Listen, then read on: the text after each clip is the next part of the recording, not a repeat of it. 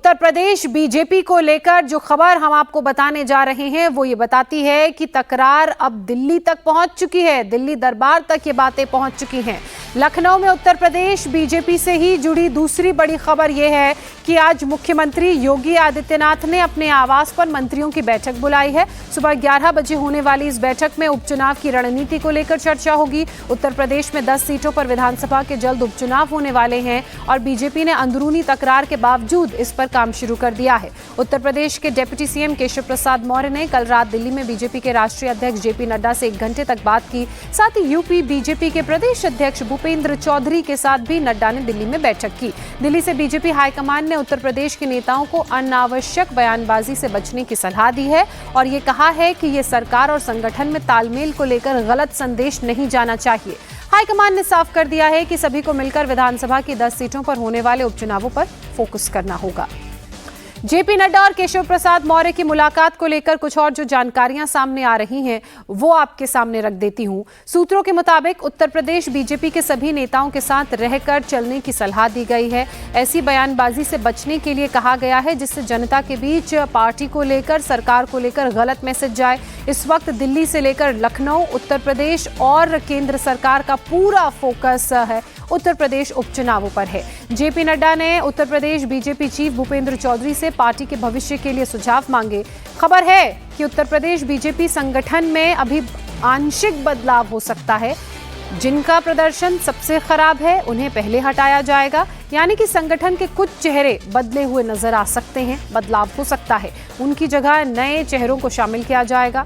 जिनका प्रदर्शन सबसे खराब रहा है पहले उन्हें हटाया जाएगा और धीरे धीरे पार्टी में बदलाव किए जाएंगे।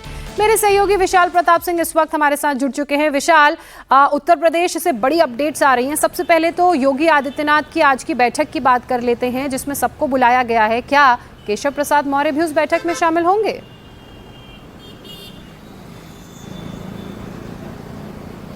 देखिए ज्योत्सना, अभी जो बैठक हो रही है 11 बजे, उसमें उन मंत्रियों को बुलाया गया है जिनमें आने वाले समय में 10 सीटों पर उपचुनाव है उत्तर प्रदेश में। उत्तर प्रदेश सरकार की तरफ से हर एक विधानसभा सीट के लिए 3 मंत्रियों को जिम्मेदारी दी गई है और संगठन के एक पदाधिकारी को जिम्मेदारी दी गई है कि वो 10 उपचुनाव में पार्टी की जीत के लिए काम करें, पार्टी के लिए विधानसभा में जाएं, वहां के माहौल को समझें, कौन सा कैंडिडेट को चुनाव लड़ाया जाना है, इसको लेकर रणनीति बनाएं। तो ये माना जा रहा है कि फिलहाल अभी जो 11 बजे मीटिंग है इसमें केशव प्रसाद मौर्य को या फिर ब्रजेश पाठक को नहीं इसलिए बुलाया गया है क्योंकि उनको किसी भी विधानसभा में इस तरीके की जिम्मेदारी फिलहाल नहीं सौंपी गई है। लेकिन जिन जिन मंत्रियों को बुलाया गया है वो सारे लोग यहाँ पर आएंगे क्योंकि संगठन में ऑलरेडी भूपेंद्र सिंह चौधरी और संगठन जो महामंत्री हैं धर्मपाल सिंह वो अपनी अपनी बैठकें कर चुके हैं। अब आज मुख्यमंत्री की यह बैठक अपने आप में बताती है कि भारतीय जनता पार्टी लोकसभा चुनाव के परिणाम के बाद उत्तर प्रदेश में होने वाले 10 सीटों के उपचुनाव को लेकर के कितना ज्यादा गंभीर है। यही वजह है कि योगी अपने मंत्रियों के साथ, संगठन के पदाधिकारियों के साथ बैठक करना चाहते हैं, फीडबैक लेना चाहते हैं कि इतने दिनों से आपको जो जिम्मेदारी दी गई थी, क्षेत्र में आप गए हैं, तो आपको क्या फीडबैक मिला है, कौन से कैंडिडेट को लड़ाया जा सकता है। ये तो राज्य के फीडबैक की हुई, जो राज्य का मुखिया अपनी पार्टी के लोगों से ले रहा है, लेकिन एक फीडबैक बीजेपी के केंद्रीय स्तर तक भी पहुंचा है और उन बैठकों का भी मैंने जिक्र किया। केशव प्रसाद मौर्य ने जेपी नड्डा से बातचीत की, इसके अलावा प्रदेश अध्यक्ष ने भी जेपी नड्डा से बातचीत की। वहां से भी एक फीडबैक राज्य के लिए आया है, उसके बारे में भी डिटेल में बताइए।